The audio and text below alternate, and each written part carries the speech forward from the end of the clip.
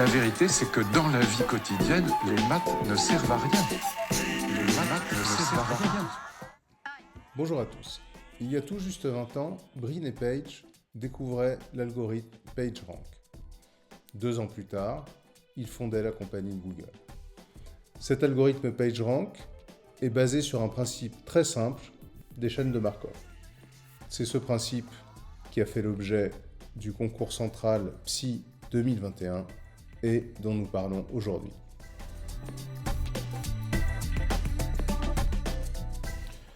Je dispose d'un certain nombre de billes, disons 8, et je me propose de jouer au jeu suivant. Je mets un certain nombre de billes dans un dépôt, par exemple le pot de gauche, et disons que je les mets toutes, et à chaque étape, je prends la moitié d'un pot et je le mets dans l'autre. Donc si j'en avais 8, cela signifie que je vais maintenant en mettre 4 ici. À l'étape suivante, j'en ai 4 de chaque côté, donc je vais en prendre 2 ici et 2 ici. Donc les 2 qui étaient là, je les mets là, et les 2 qui étaient là, je les mets là. Je réobtiens 4 et 4. Donc à partir de ce moment-là, à chaque fois que je fais mon processus, je réobtiens la même chose. 4 et 4. Supposons maintenant que j'ai 3 gobelets. Et pour ne pas avoir à casser mes billes, je vais en prendre 9. Donc je les mets, par exemple, les 9 ici, et je joue le même jeu avec 9 billes. C'est-à-dire que je décide qu'à chaque instant, je vais en prendre un tiers et les mettre à côté. Donc un tiers de 9, c'est 3. Donc j'en mettrai 3 à droite. Et 3 à gauche.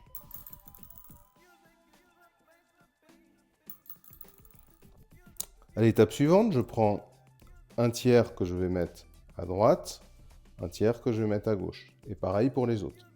Un tiers à droite, un tiers à gauche, un tiers à droite, un tiers à gauche. Donc celle-ci va là, celle-ci va ici, celle-ci va là, celle-ci va là. Et on échange les billes.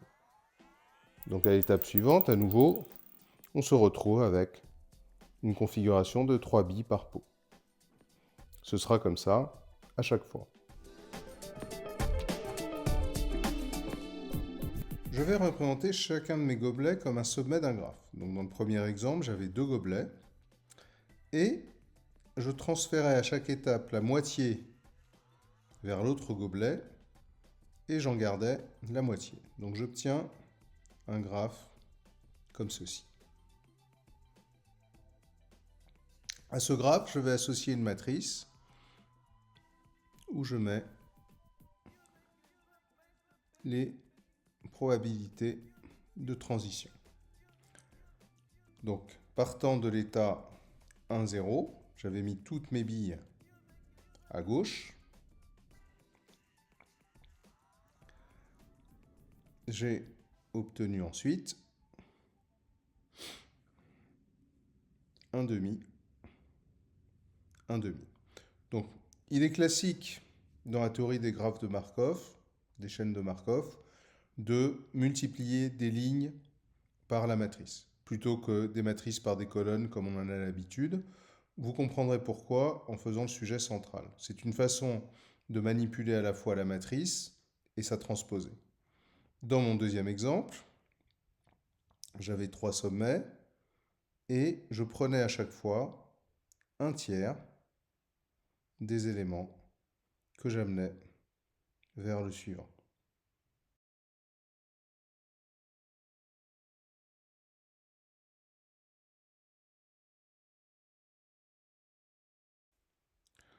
Donc si je regarde le cas à 2 éléments, si j'ai une probabilité de transition P et une probabilité de transition Q, ici j'aurai une probabilité de transition 1 moins P, et là une probabilité de rester 1 moins Q. Je lui associerai la matrice 1 moins P, P, Q, 1 moins Q. De sorte que si initialement j'avais mis toutes mes billes au point sur le premier sommet, donc j'étais à l'état 1, 0, j'aurais 1 moins P, P, Q, 1 moins Q. Ce qui me donne donc 1 moins P et P. Ce graphe de Markov est donc décrit par une matrice T, qui est TIJ, qui a la propriété que la somme des TIJ pour J allant de 1 à N, c'est égal à 1, la somme des probabilités vaut 1, et bien sûr que les TIJ sont positifs ou nuls. Et donc, visiblement, ce qui se passe dans les exemples ici, et c'est un théorème, si on se place dans le cas où pour tout IJ, les TIJ sont strictement positifs, il existe une unique mesure invariante.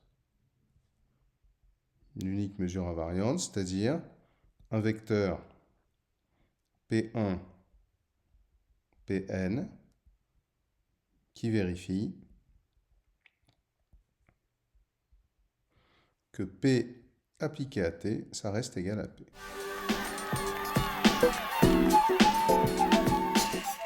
Alors comment on démontre ce théorème? Eh bien, on va montrer que T puissance n converge vers une matrice dont les lignes sont exactement les PI. Alors si vous avez montré que la matrice converge, remarquez que comme limite de Tn plus 1, c'est égal à limite de Tn, on va supposer que ça existe. Donc vous avez limite de Tn fois T égale limite de Tn. Et ça, si vous l'appelez, on va dire P chapeau, vous aurez P chapeau T égale P chapeau. Autrement dit, les lignes de la matrice P chapeau vous donneront des mesures invariantes.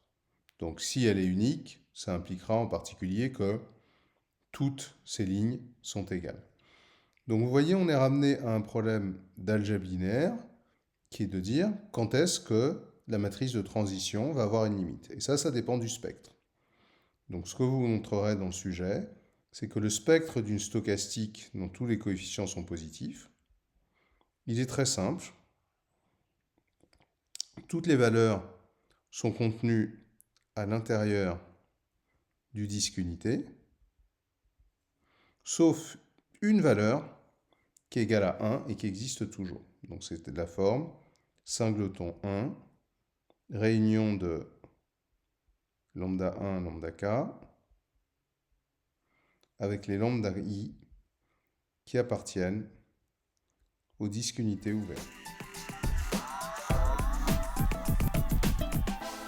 Eh bien, quel rapport entre ce théorème ergodique sur les chaînes de Markov et Google?